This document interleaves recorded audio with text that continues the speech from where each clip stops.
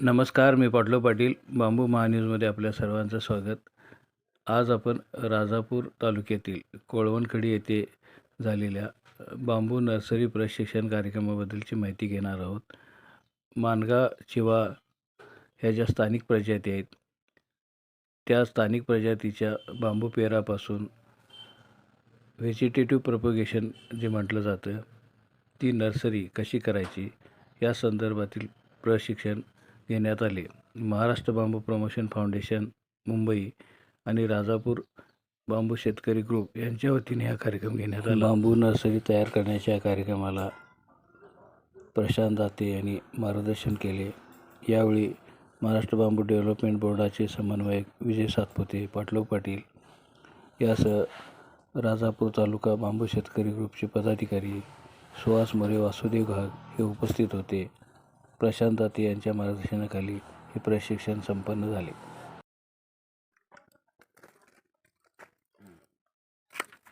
मागे एक राहिला तो फिरवायला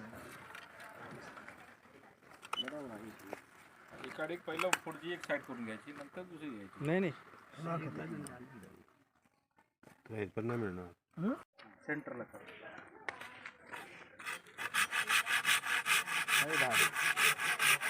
तुम्ही आणायला लावली बरं त्यांना. इथं ही पातं मिळत नाही हो. सिंगल पातं हे याच्या पुढचं. याला धार लावता येत नाही. हा धार लावता आता लागवड लावायचीच आहे ना. ते होईल पण बाकीचे हो, लॉक होतंय मध्ये कटर. मग कुठून लावतोय? नाही तिथेच बरोबर आहे जरा जोर लावायला लागतो. मी पण तुमच्यासारखं माझी लई तळमळ राहते बरं का. आपल्याला 200 ग्रॅम. 200 gram बॅरेलला 200 gram. हो, हे बघा, हे आता 200 ग्रॅमचं बॅलर हे केलंय. समजा आज आता आपण केलं औषध तयार. आपल्याला लागवड मला 3000ची लागवड करायची, तर हे किती दिवस चालू शकतं? म्हणजे हे औषध केलेलं लिक्विड आता केलेलं जर मी 10 दिवस कंटिन्यू वापरायचं झालं तर मला वापरता येतं का? पॉवर कमी होणार ना. मग रोज वापर. पॉवर आहे ना, पाणी आता समजायचं पाणी पूर्ण सफेद होणार. जेव्हा तुम्ही नुसतं वापरत गेलं ना, पाण्याचा कलर ऑटोमॅटिक लाईट होऊन जाईल. म्हणजे पहिल्या एक वेळच वापरू शकतो का? नाही. तुम्ही जेवढं आता ह्याच्यातून काढलं, बरोबर. पॉवर कमी होत जाणार. हो. तुम्हाला ते पाण्याचा कलर लगेच चेंज दिसत. 200ला 200 काय प्रमाण असते म्हटलं? आता हे 500 ग्रामचा पुडा आहे. पण आता आपण हे अंदाजन घेतो, असा अर्धा पुडा घेतो आपण. बरोबर. आपल्याला याचं आपण माप घ्यायचं. कसं मग काट्यावर, वजन काट्यावर 200 ग्रामचं माप घ्यायचं. 200 ग्राम 200 लिटरला 200 ग्राम. हे 200 लिटरला आपण हे असं आपण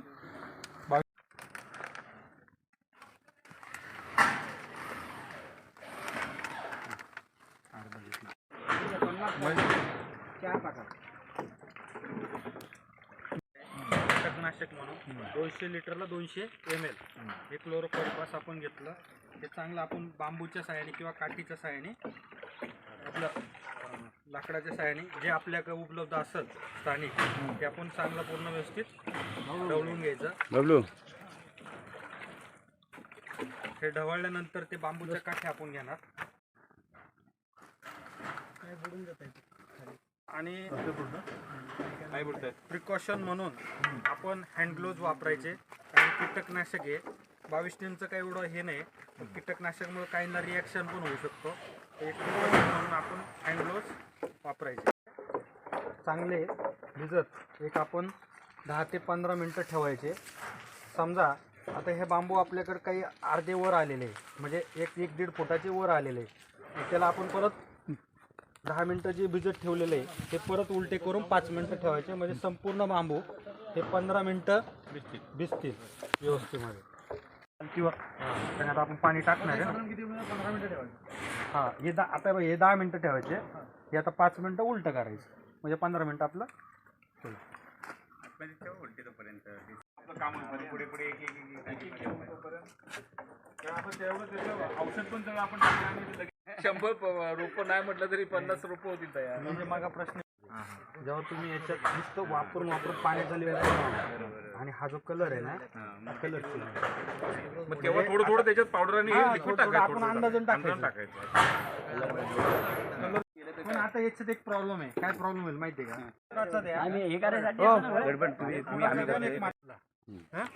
याच्या खालची माती प्लेन करून घ्यायची का जेणेकरून हे होईल.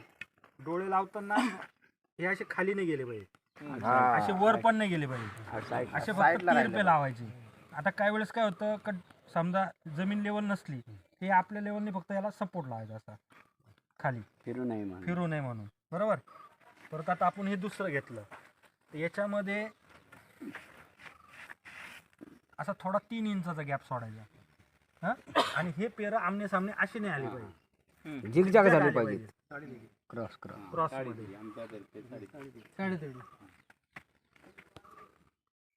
झिगझॅग नाही पाहिजे.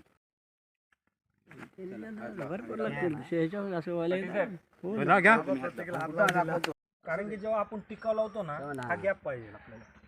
इकडे बघा, इकडे बघा. जाऊ दे. मागं बघा का हे जरा त्याला बाळा पाटील साहेब लय समोर झाला थोडा अजून गॅप जास्त आहे. असं चालेल. बस. काय काय 2 बांबू आहेत. जास्त पण नको. असं 3 इंच. हा ठीक आहे ठीक आहे. नाही जास्त झालं तर म्हणजे इकडे या. आता जरा ते अंतर कमी करा. इकडे बघा. बस ओके. इकडे बघ. तो तिकडचाच लावून घ्या पूर्ण. पाटीने 1-1 इंच माती थोडीशी टाकायची आपण वरून किंवा समजा हे हाताने चेक करायचं. हे बघा, अशी लाईट थोडी अजून माती लागेल. नंतर तुम्ही काय करायचं हे दगड आहे ना मोठाले, जास्त जाड नको. पडली तर नंतर करता येईल. हलता का